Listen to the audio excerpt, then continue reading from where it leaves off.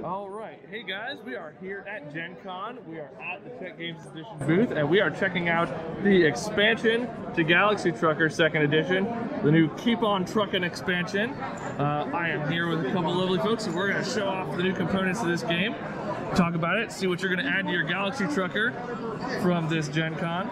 So, if you're already familiar with Galaxy Trucker, you know how to build your ship, how to assemble the components.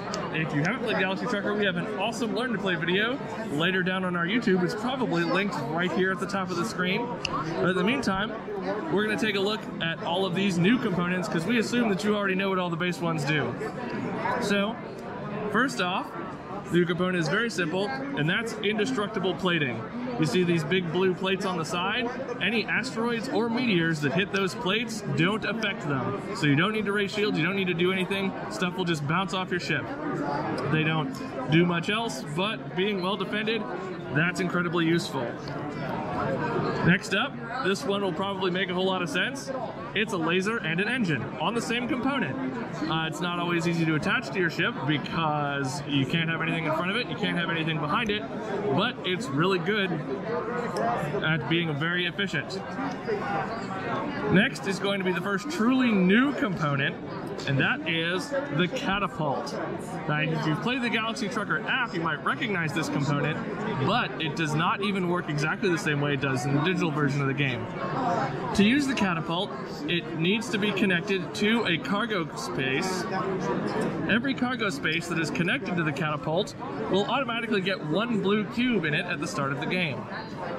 To use the Catapult, you have to discard a cube from a cargo space that is connected to it, and doing that will give you +1 gun strength if you shoot it forward, or +1/2 a gun strength if you're shooting it to the side. You can see that each catapult has 3 arrows on it, so based on how you orient your catapult will tell you whether or not you can fire it to the top, to the front, to the side. So there's only one side you're going to miss out on, so be aware of that while you're putting it together. The next new component is called the Reactor Furnace. I always forget this one's name. This one also needs to be connected to cargo containers. If this is connected to a cargo container, anytime while you're flying, you can discard a piece of cargo and replenish one of your batteries. So it essentially lets you turn cargo into batteries if you have a battery-laden ship or you get some batteries stolen early on. That's a really helpful component for that. And you're also going to need more batteries because of the next component that we're going to take a look at, the component booster. Now, these 3 all have the same basic premise: a gun booster, an engine booster, and a shield booster. Well, forgotten about you guys. I got it. You do? I got it. Yep. Thank you. The boosters need to be connected to the relevant component, be it gun, engine, or shield. And when you power up these, every gun, engine, or shield that is connected to it increases its value by 1 for the remainder of that activation. For the gun and the engine. For the shields, if you boost a shield, the shields can block anything. Large asteroids, large lasers can be blocked by a boosted shield. Costs twice as many batteries as normal, but is still incredibly useful. Let's see. Well, the next one I have in front of me, there is one that I forgot to grab, but we'll get that out in a second. It's gonna... This is the next alien life support. This is for the blue aliens. So, just like the other 2 aliens that we're already familiar with, we're going to need to connect it to a crew cabin. But that's going to get you a blue alien. And if you have a blue alien on your ship, they don't do anything static. There is a bunch of different cards that represent the different blue aliens and what powers they have.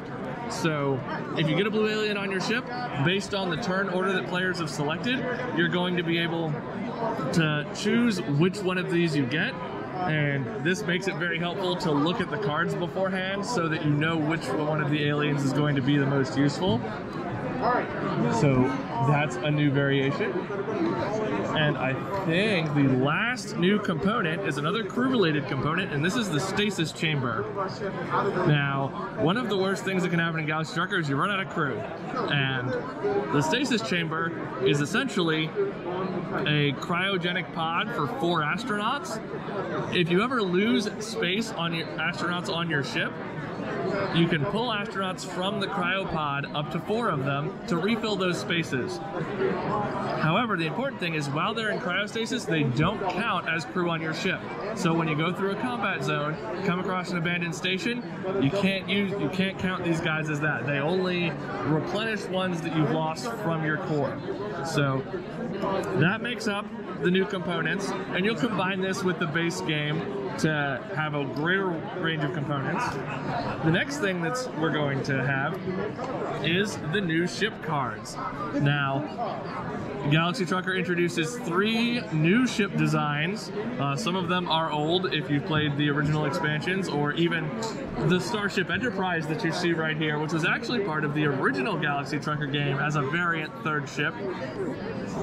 But the 1A and 2A ships do have some special rules that we're going to talk about. The 1A ship right here, let me make sure it's all in frame, is a very efficient ship design. You'll notice that it's very easy to build around. There's some great spots to put those gun engine combination points. However, Ship 1A is cursed. It's cursed in 2 different ways.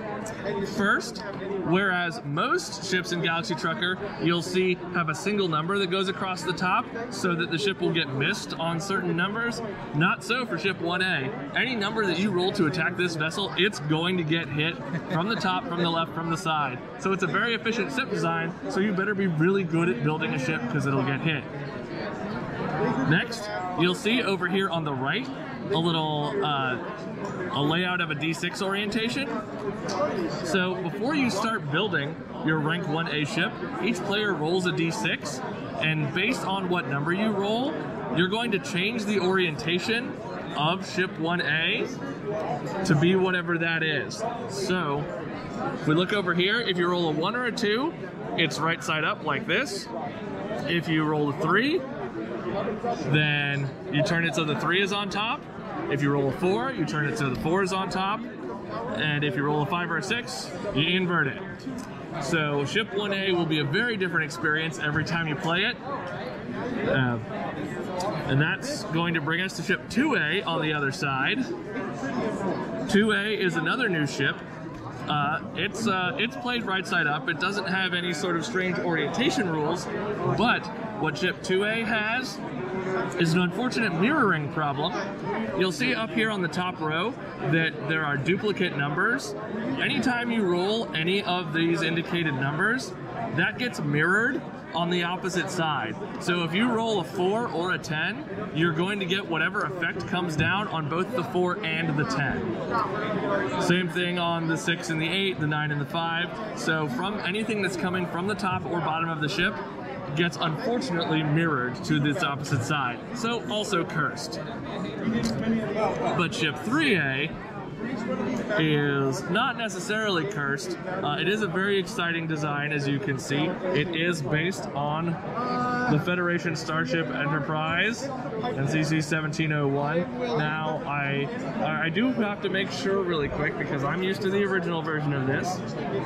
So we are going to take a look at Ship 3A and make sure it's not also cursed. So let's find out. Ship 3A. Ship 3A. It's innovation effects. Oh, so this actually cares about attacks from the side or rear. So attacks from the, oh, here we go. Yep, so it is cursed and it's worse. So it's a very narrow ship profile. So it's only technically got from the front 5, 6, 7, 8, and 9.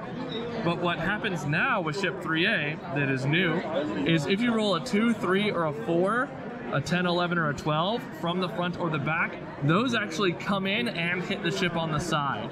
So if you roll a 3 from the front, that actually hits from the right on a 4. So protecting the sides of this ship from things like large asteroids and lasers become a lot more important. It makes those indestructible components really meaningful, especially the ones that hit an entire corner. So this indestructible component right here, that on there is a really good spot because there's a whole lot of potential for this spot to get hit both from the side and from the front. So that covers all of the new components. I think we're going to go ahead and play a test game. So we'll get everything flipped upside down and do some galaxy trucking. And thank you to our lovely Gen Con attendees for joining me today as I walk through this that we're not expecting to be part of this video.